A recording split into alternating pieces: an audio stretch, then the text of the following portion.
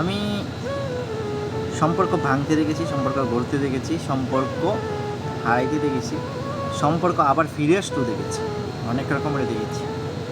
But মনে রাখবে, তুমি সম্পর্ক বিয়ে করো অথবা তুমি কারোর সাথে রিলেশনশিপ করো অথবা কারোর সাথে প্রেম করো, ভালোবাসা একই বিষয়গুলো।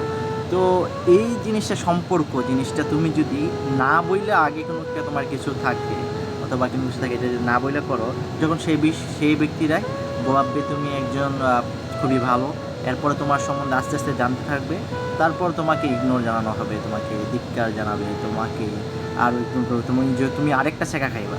তো সবচেয়ে থেকে ভালো তুমি কোনো কিছু হওয়ার আগে, কারোর সাথে সম্পর্ক হওয়ার আগে বলে দেওয়াটা, এটাকে বলা হয় সত্য।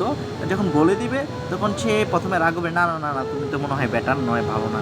তারপর কিছুদিন পর সে অবশ্যই মেনে যাবে, কেননা তুমি সত্য কথা বলছো। তো সত্যর জয় সবসময় হয়, মনে রাখবে।